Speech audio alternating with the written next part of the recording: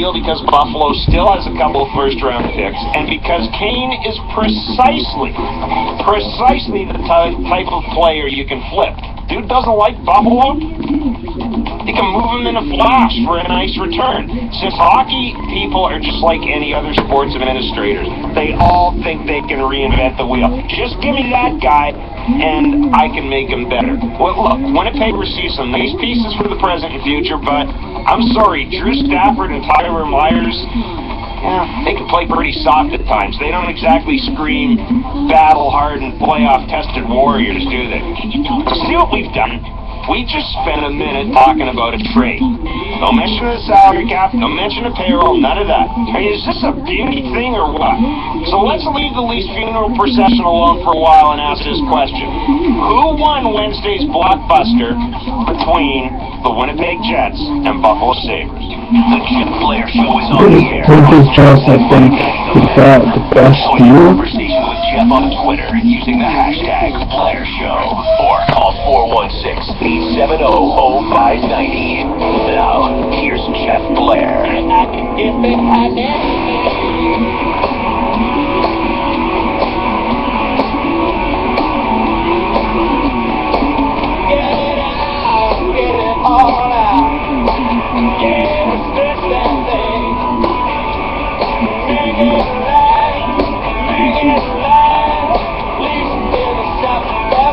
All right. See, I was going to try to go the whole hour without talking about the stinking Leafs. And it's great because we got Renaud Lavoie, NHL insider, and TV Sports right out of the gate. Oh, this is from yesterday, Travis. What the hell are you doing giving me a tweet from yesterday? I thought this was brand new. Renaud Lavoie saw a rumor today, lightning Jonathan Drouin for Leafs Morgan Riley. That's quite something. No, guess what? It won't happen. Why are you giving me old tweets? Go ahead, Renaud. Was that something? What's up with these things? I don't know. People want clicks, I guess. It worked. It's crazy. It's crazy. You know, can you imagine a trade like that happening? That will be, I'm pretty sure every hockey fan in Toronto will be celebrating right now because it will be one of the biggest deals in the NHL. Well, yeah, and it really doesn't kind of tie in with what we think this organization's attempting to do.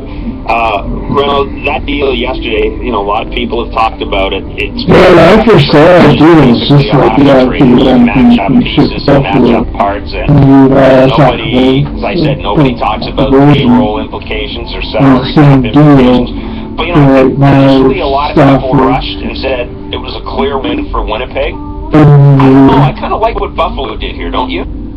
I like what Buffalo did, but there's too much question marks right now. And the problem is, it's Evander Kane. Because the reality, Jeff, right now is you don't know what kind of player you have with you. What you know for sure, is you have a player who's doing everything every night to be as the best as he can be, and not only that, to make sure that his team will win. But the problem is, Evander Kane is not traded to a team where there's a lot of veteran players.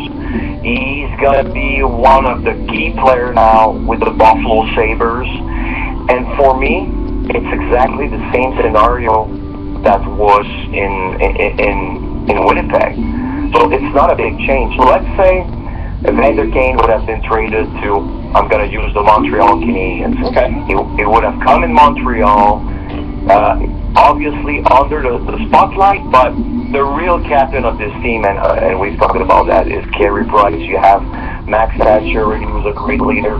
It's P.K. Subban's team. So it would have been tough for Evander Kane to establish himself as the player on that team.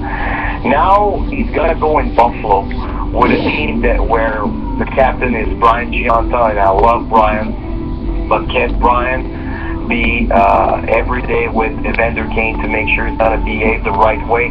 I'm not convinced.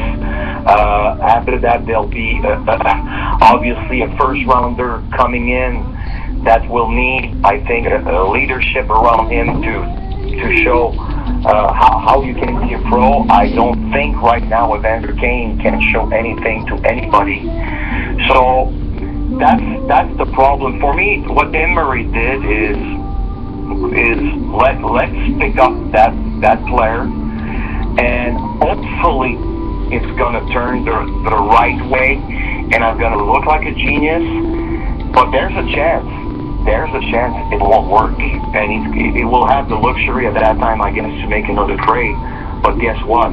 He won't get Tyler Myers in return, and it's going to be a definite trade that we saw that happened yesterday.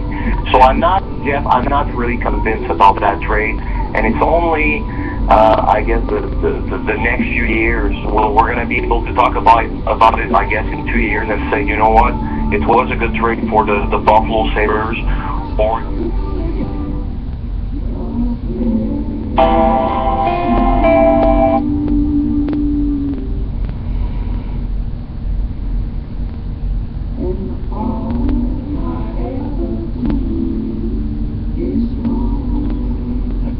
Pause there at the end just to suck your ear into the radio.